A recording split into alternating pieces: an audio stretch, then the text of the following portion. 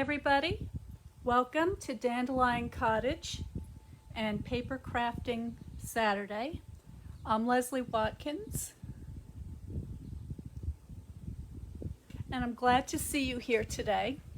I've got a fun project of how to make your own watercolor sketchbook. This is a great way to have a handy sketchbook that you can take with you when you go out and do your sketching and have your favorite papers. So many of you know that I like to use the 90-pound hot press paper, so that's what I'm going to be using today. And this is also the first day of the beginning watercolor series of classes. So this is particularly useful to the folks that are taking the class. And if you haven't signed up yet, it begins at 2 p.m. So you still have a little bit of time. Just go to dandelioncottagedesign.com, my website, subscribe to notes, and I will send you a link to the registration. And the series consists in 3 lessons. It was going to be 4, but I had to condense them because of the big power outage last week from all the storms. So it's now 3 lessons of all the fundamentals and basics that you need to know to get started painting with watercolor. So let me turn you down and show you what I've got for you today.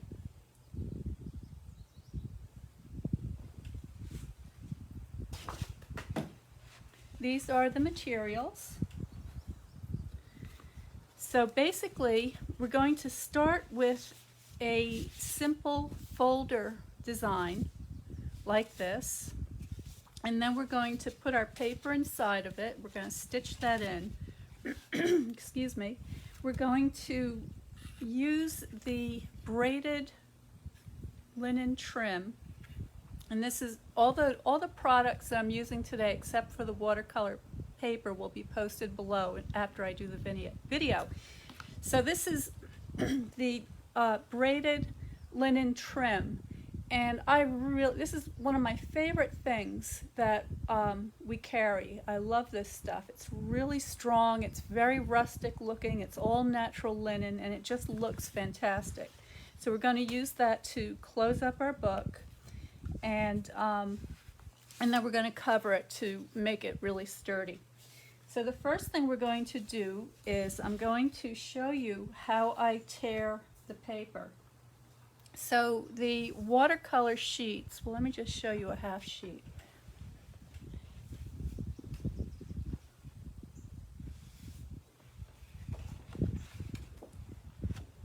This is a half a sheet of paper. So the full-size sheet comes in 22 by 30, and that's what you want. And then if you tear it down, this is a quarter sheet. So all I do to tear it is to carefully fold it in half, and then I use my bone folder. Now the bone folder is really important. Make sure this is working here. Okay, so the bone folder, this is actually a piece of bone, and this will be listed below as well. And what this does is it enables you to get a really beautiful sharp crease, and by doing this we're breaking down the paper fibers so that they tear in a nice straight line. I'm just going to go back and forth and fold that back on itself several times.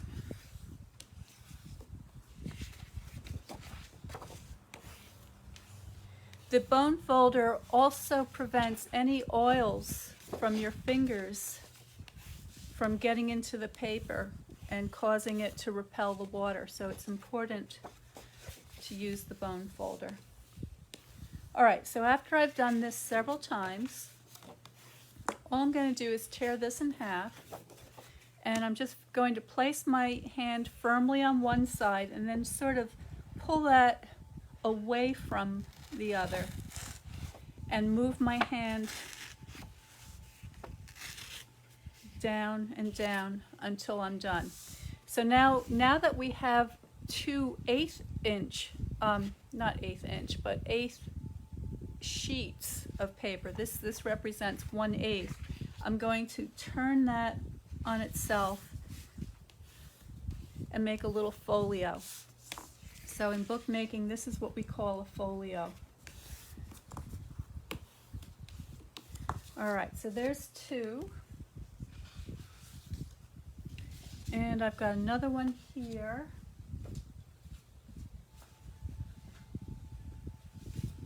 And another one here. Now the thing to know about fine watercolor paper is that there is what they call a screen side and a pulp side. So the screen side is the side that is on the bottom, that as the pulp was being poured into the mold, it created an imprint from the screen, kind of like a window screen, and that left a very even kind of a weave pattern. And some people like to use that side, and some people prefer the top side, which is called the mold side. And this is the natural pulp as it dried, and it just has a smooth kind of wavy texture. And in order to see this, you just have to kind of hold it against the light and look really closely. And I don't know if you can see that at all, but if you can pick up kind of a weave pattern, that's the bottom, or the B side, but some people prefer it. So it's really your choice. So you decide how you want to put your papers into the book. So I'm going to do it with the pulp side up. So I'm just looking. Okay, so these all have the pulp side up. Okay. So now I've got 4 sheets or 4 folios nestled together, and this is called a signature.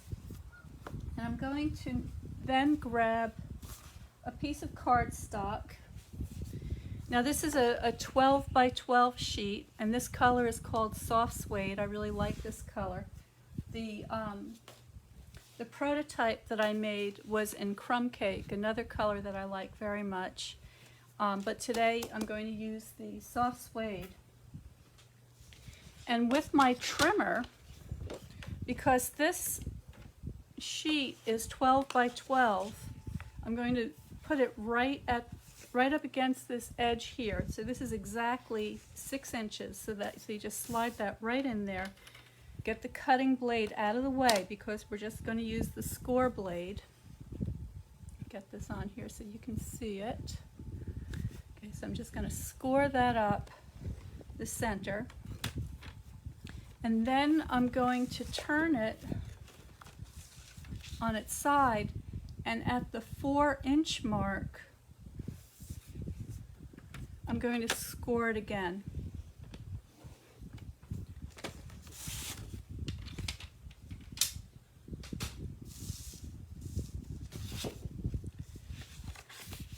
Now I'm just folding that in on itself, and I'm folding it bump up. You see where that little bump is? Not the groove, but the bump. I'm folding it into the bump like so, and I can just use my bone folder for this as well.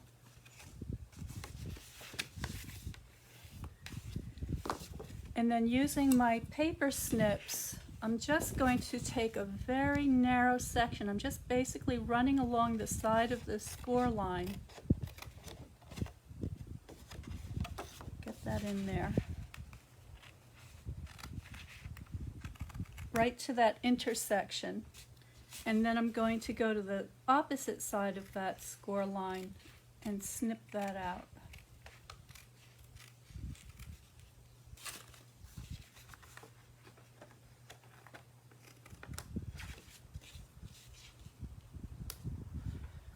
Okay, so that just gives me a tiny sliver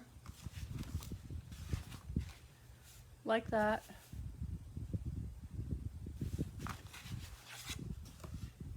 And now I've got the trio punch, and this is a really handy punch because it has a corner rounder, plus it has this little oval hole that it punches out, as well as this decorative corner design. There you go. All right, so using the corner rounder, I'm just going to slip this bottom corner. I'm going to stand up to do this so I can see what I'm doing. Just press that on both sides. And then I'm going to do the inner corner as well.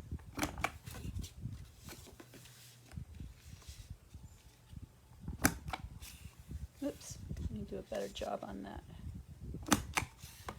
What's happening? A little technical difficulty. Hold on here, folks, while I get that in there properly.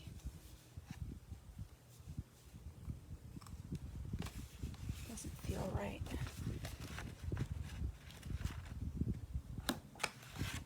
Okay. I'm not sure what I did, but I'm just going to fix that up a little bit, like so. There we go. All right, and now this oval hole, I'm going to line this up so that it's in the middle. Doesn't have to be perfect. Just punch that up there.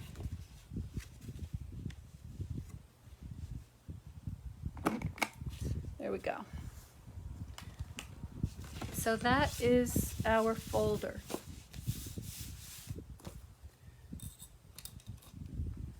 So here's my signatures. Let me see what the best way. I think I'll leave it open for this. Now the folder is a little bit bigger than the pages, and that's to protect the edges of the papers so that they don't get messed up, okay? Now I'm taking the linen thread, and I'm using a bookbinding needle, but you can use an embroidery needle. And what you're looking for is a length of thread. If I close this up, this gives me the height of the sketchbook. So if I just double that, that will give me enough thread to stitch that in. But before I do that, I'm getting ahead of myself. I want to do something else first. I also have my piece of linen thread, braided linen trim. I can't speak well today. And if I measure, this is about, well, it's about 27 inches.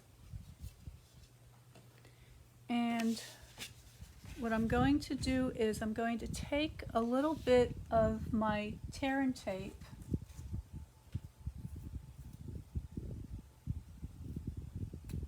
and I'm just going to put that here equal with the little, let me put this under here so you can see it, equal to the punch that I made for the ribbon. And then I'm going to do the same thing over on this side.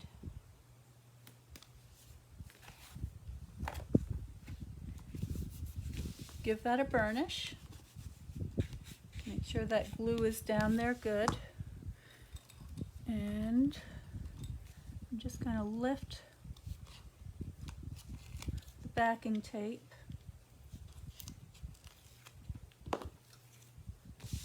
And now threading my braided linen trim from the inside, and then back in. And what I'm going to do is I'm going to close this up so I can get that equal. All right, so now it's nice and equal. And now I'm just going to press that braided linen trim into the glue strip to hold that in place. There we go.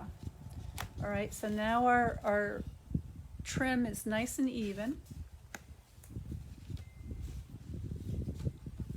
I have a couple of pieces of early espresso, and this is a 8.5 by 11 inch piece of paper that's cut in half lengthwise. So these are 5.5 inches wide, and I trimmed off 1/4 or 3/4 of an inch off the bottom so that they measure 7 3/4.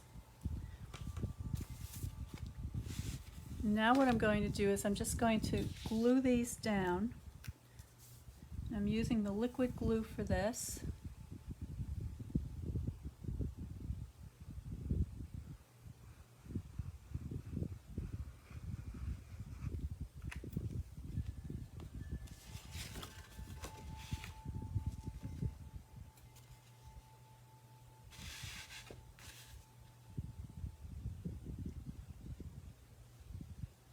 And I'm just lining them up to create a nice border on 3 sides that's equal. So on these 3 sides, it's an equal distance, with a little bit extra over here to allow for that ribbon to come through. I'm going to burnish that down well with the bone folder.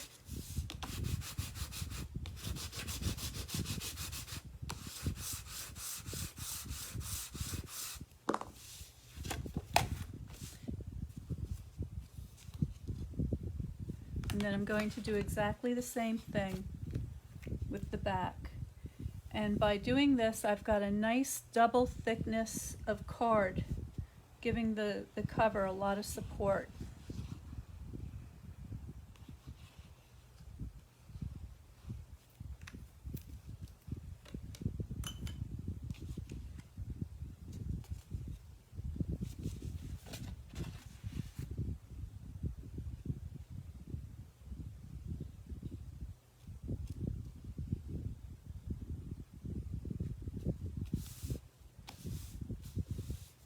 Okay, now once you've done this, you can decorate your cover any way you like.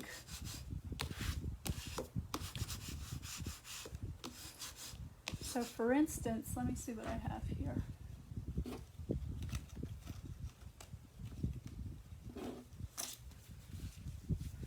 Here's a little card I made yesterday.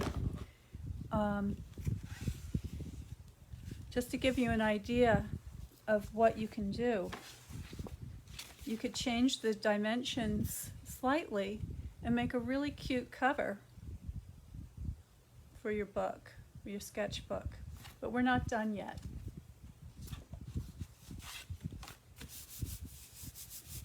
I want to make sure that this is nice and smooth. By burnishing the paper, you're spreading the glue around so you have a nice thin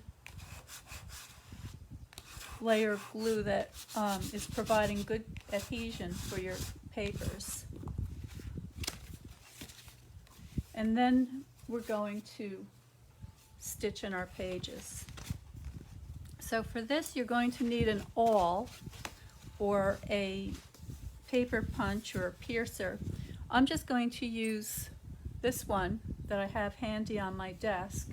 It's not as strong as the bookmaker's awl, but I think I can get it through there. So right in the center, I'm going to bring that right through. And then about an inch up from the bottom, push that right through. And about an inch from the top, push that right through. And I'm being careful to hold these pages in place. And now I'm taking my linen thread and I'm stitching through that center hole. Okay, so I can pull that through and I can just sort of hold that in place with my thumb. And then back in through this way, like so. And this is called the 3-hole pamphlet stitch. Now I'm going to bring this all the way to the opposite side. Give that a little tug, gentle, not taut, but not too strong to tear the paper. And then what I'm doing is I'm pushing the center thread across the end to the left, so that when I come back in through here, if I angle the needle to the right slightly, what's going to happen is I'm going to straddle that center. Let me give you a close-up. You see, so each of these tails is on either side of this center string. And now I'm just going to give that a gentle tug and tie this with a strong double knot. And this is where you really want to use your linen thread. Now you can use some of the baker's twine and that sort of thing, but the linen is much stronger. So once I've got a double knot there, I'm just going to snip those ends.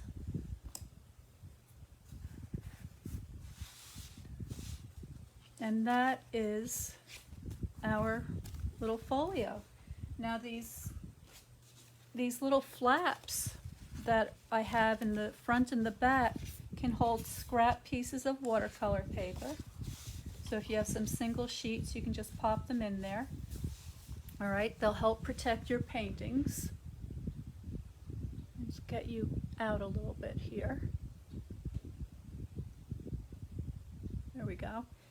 And you have now 1, 2, 3, 4, 5, 6, 7, 8. So you've got 16. This is a 16-page notebook. And you can decorate it, as I said, any way you like. You can just tie this in a little bow to keep it closed. And then keep that with your watercolor kit, and you're ready to go. So this card that I made yesterday, this is part of my this month's card class. And the name, what's the name of this set? This is called See the Good. So this is the stamp set that I'm featuring in this month's stamp card class. And this is called See the Good, and it features this pear, artichoke, rosemary, a couple of little flowers, these spatters, and 2 really nice sentiments in this terrific script that I like very much. So what I did here was I used some of the, where's my pointer? This is the brushed metallic cardstock around the edges. And then I stamped the image using the watercolor paper, and then I spritzed it and kept stamping until I got the effect that I wanted, and added some embellishments in this beautiful gold trim. And there's even a little feather that I attached there from one of my golden colored hens, my little bantam hen. So that's a little sneak peek. I'll show you some of the others, because I was playing with this set quite a bit. And again, because of the power outage and the storm, everything has been extended. So you have till the end of day today, midnight, to sign up for this card class if you'd like. And it's going to include 4 different designs using this stamp set, and all of the materials that you need to create 8 cards of 4 different designs. So there's a couple of extras in here, but I just wanted to give you an idea of the variation that you could get with this wonderful stamp set. You also get the embellishments, the braided trim, the brushed metallic, everything you need except for the stamp set. That you can either use a stamp set of your choice, or you can add that on for an additional $20. And the whole kit will be mailed to you by the end of the month. So that's all I've got for you today. Thank you so much for joining me. If you're registered for the beginning watercolor class that's coming up at 2 p.m., if you're interested in joining me in the beginning watercolor class, there's still time. Today's lesson will be recorded, and you will have access to that as well as a couple of others. So let me know. Again, that address is dandelioncottagedesign.com. You can go there, subscribe to notes, and all the information about the classes as well as the registration button will be available to you. So thank you for joining me. Have a wonderful weekend. Stay well, stay creative, and I'll see you next time. All for now.